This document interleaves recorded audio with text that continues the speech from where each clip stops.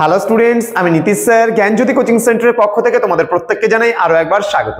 তো স্টুডেন্টস, আজকে আমি তোমাদের সঙ্গে যে বিষয়টি নিয়ে আলোচনা করব সেটা হচ্ছে মাধ্যমিক ইতিহাসের সাজেশনস নিয়ে 2025-এ যে সমস্ত ছাত্রছাত্রীরা পরীক্ষা দেবে তাদের জন্য কিন্তু মাধ্যমিক ইতিহাসের সাজেশন নিয়ে আজকের ক্লাসটিতে আলোচনা করব। ক্লাসটি শুরু করার পূর্বে তোমাদেরকে বলে রাখি, আমি ধাপে ধাপে তোমাদের কন্টিনিউ কিন্তু সাজেশনস গুলো দেবো। একদম লাস্ট মুহূর্তে, একদম শেষ মুহূর্তে দাঁড়িয়ে মাধ্যমিক পরীক্ষার জন্য তোমরা কোন কোন প্রশ্নগুলো একেবারে শেষ মুহূর্তে রিভাইজ করে যাবে সেগুলো নিয়ে কিন্তু আজকে আলোচনা করব। অবশ্যই প্রথম অধ্যায় থেকে আমি ধাপে ধাপে টোটাল 8টা অধ্যায় তোমাদের রয়েছে, এই 8টা অধ্যায় নিয়ে কিন্তু আলোচনা করব।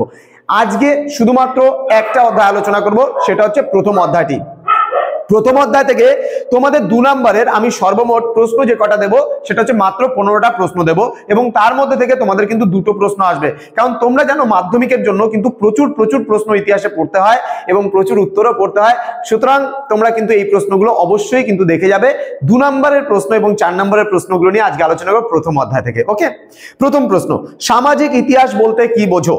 সামাজিক ইতিহাস বলতে কি বোঝো? নেক্সট হচ্ছে নয়া সামাজিক ইতিহাস কি? দেখো, সামাজিক ইতিহাস এবং নয়া সামাজিক ইতিহাসের মধ্যে শুধুমাত্র একটু হালকা ডিফারেন্স আছে, সেটা তোমরা অবশ্যই ভালো করে পড়ে নেবে।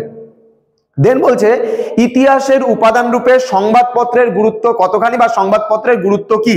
নেক্সট বলেছে পরিবেশের ইতিহাসের গুরুত্ব কি? পরিবেশের ইতিহাসের গুরুত্ব কি? নেক্সট বলেছে আঞ্চলিক ইতিহাস চর্চা গুরুত্বপূর্ণ কেন? আঞ্চলিক ইতিহাস চর্চা গুরুত্বপূর্ণ কেন?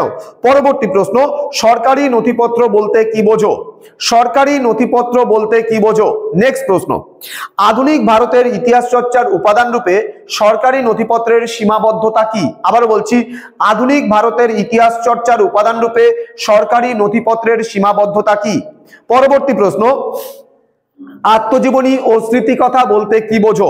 আত্মজীবনী ও স্মৃতিকথা বলতে কি বোঝো?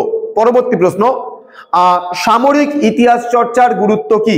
সামরিক ইতিহাস চর্চার গুরুত্ব কি?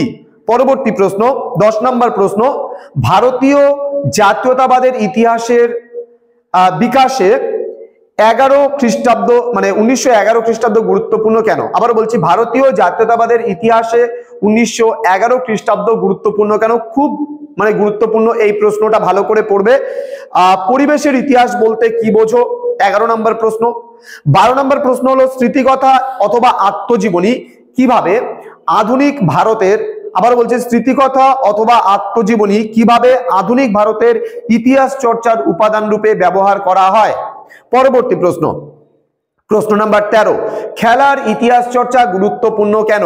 খেলার ইতিহাস চর্চা গুরুত্বপূর্ণ কেন? পরবর্তী প্রশ্ন, শিল্প চর্চার ইতিহাস চর্চার গুরুত্ব কি? শিল্প চর্চার ইতিহাস চর্চার গুরুত্ব কি? পরবর্তী প্রশ্ন, ব্রিটিশ সরকার কেন 1878 খ্রিস্টাব্দে সোমপ্রকাশ পত্রিকা প্রকাশ বন্ধ করে দেয়? আবার বলছি, ব্রিটিশ সরকার কেন 1878 খ্রিস্টাব্দে সোমপ্রকাশ পত্রিকা বা সাময়িক পত্রের প্রকাশ বন্ধ করে দেয়? এই কয়েকটা প্রশ্ন তোমাদের কিন্তু 2 নম্বরের জন্য পড়তে হবে, খুব ভালো করে তোমরা কিন্তু অবশ্যই পড়বে। নেক্সট আমি যেগুলো নিয়ে চলে আসবো সেগুলো হলো 4 নম্বরের প্রশ্ন। তোমাদের প্রথম অধ্যায় থেকে কি কি পড়তে হবে, আমি খুব একটা বেশি প্রশ্ন দেইনি। 4 নম্বরের প্রশ্ন, প্রথম অধ্যায় থেকে 4 নম্বরের প্রশ্ন মাত্র 3টে দিয়েছি আমি। এই 3টে প্রশ্ন তোমরা একটু পড়ে যাবে, যদি আসে তবে এই 3টের মধ্যে থেকে কিন্তু তোমরা কমন পাবে 100%। প্রথম প্রশ্ন, নারীর ইতিহাসের ওপর একটি টিকা লেখো। আবারও বলছি, নারীর ইতিহাসের ওপর একটি টিকা লেখো। পরবর্তী প্রশ্ন, আধুনিক ভারত ইতিহাসের উপাদান রূপে রবীন্দ্রনাথের আত্মজীবনী গুরুত্বপূর্ণ কেন? আমি আবারও বলছি, আধুনিক ভারত ইতিহাসের উপাদান রূপে রবীন্দ্রনাথের আত্মজীবনী জীবন স্মৃতি বলে যে গ্রন্থটা রয়েছে সেটি গুরুত্বপূর্ণ কেন? এটা 2 নম্বর প্রশ্ন। এবং সর্বশেষ প্রশ্ন প্রথম অধ্যায় থেকে, আধুনিক ভারতের ইতিহাস চর্চার উপাদান রূপে ইন্দিরাকে লেখা পিতা জওহরলাল নেহেরুর চিঠিগুলির গুরুত্ব লেখো। এই কয়েকটা প্রশ্ন পড়লে তোমাদের পুরোপুরি কভার আপ হয়ে যাচ্ছে। তো স্টুডেন্টস, তোমরা যদি সরাসরি আমাদের জ্ঞানজ্যোতি কোচিং সেন্টারে যদি অ্যাডমিশন নিতে চাও, আমাদের কাছে পড়তে চাও পরবর্তী ক্লাস একাদশ শ্রেণী থেকে, তাহলে অবশ্যই যোগাযোগ করবে। আমাদের অফিসিয়াল নাম্বার ডেসক্রিপশন বক্সে যাও, সেখানে দেওয়া আছে 6295916282 এবং 7076398606 নাম্বারে।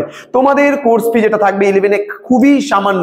আমরা মান্থলি ফিস অনলাইনে মাত্র 20 টাকার বিনিময়ে কিন্তু পার সাবজেক্ট পড়াই, অর্থাৎ 5 মাসের পুরো কোর্স ফি তোমার একটা সাবজেক্টের জন্য মাত্র 100 রুপিস, এবং তার সাথে কিন্তু তুমি পাচ্ছ আরো 99 টাকা রেজিস্ট্রেশন ফিসের মানে বিনিময়ে, অর্থাৎ টোটাল তোমাদের 199 একটা সাবজেক্টের জন্য পুরো 6 মাস তোমরা পড়তে পারছো আমাদের সেন্টারে। তো দেরি কিসের, মাধ্যমিক চট জলদি দাও এবং একাদশ শ্রেণীতে অ্যাডমিশন নিয়ে নাও আমাদের জ্ঞানজ্যোতি কোচিং সেন্টারে।